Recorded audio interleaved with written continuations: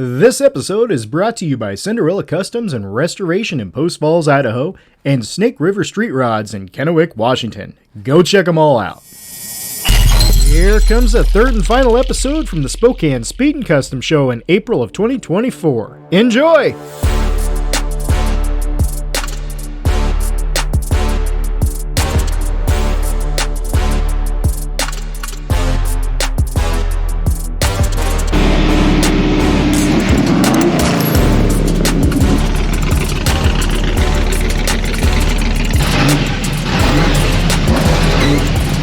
Alright folks, I got something for you here real quick. You gotta check this company out. It's Hell's Gate Hot Rods. Here's Andy to tell you a little bit about his company.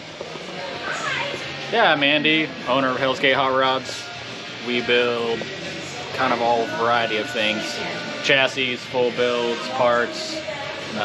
Been in business since 2010 and started off building just do-it-yourself parts for customers. Header flanges, doing custom exhaust, things like that. It's just kind of evolved.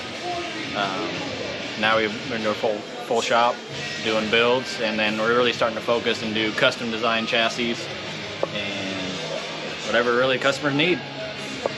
Andy, how do you hot rod? That's a great question. When it comes down to it, a lot of pickups. I counted the other day and I think we had 11 pickups that we owned ourselves.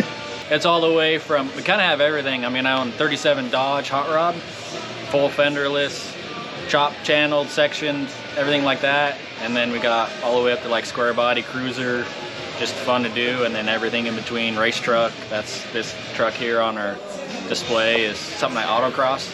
So it's 51 GMC that we also take out in autocross. But then, you know, we also build a Model A for my wife. It's all traditional. It's Ford flathead V8 and stuff like that. So I'm all over the board. It's just, if it's old, it's cool, and we love to do it. So.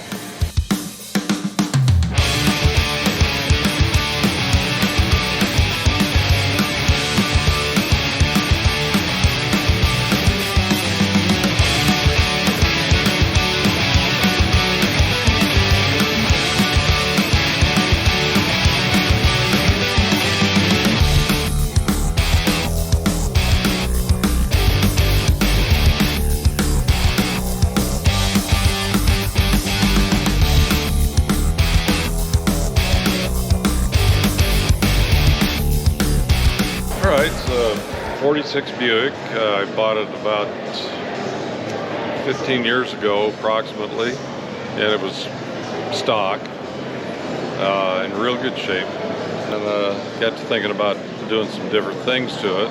Met Riley Morris.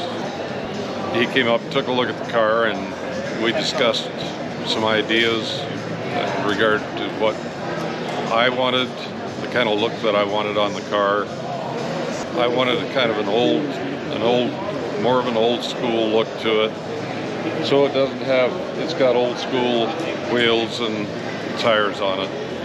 When I say old school, I'm talking about back in the glory days of the 60s, early 70s. I guess that's old school for me at least.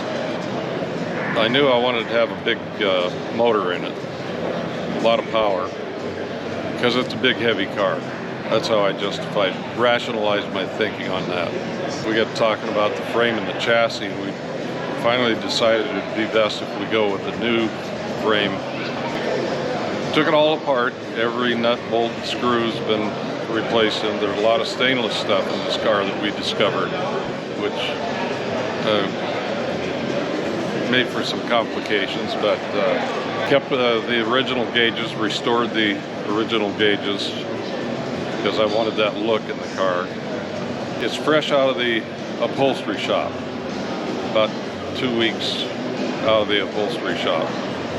So I haven't had a chance to drive it yet or anything, but we've had it fired up, and it sounds pretty healthy. So we're just looking forward to taking care of a few little details, and then we'll get it out on the road and see how it drives.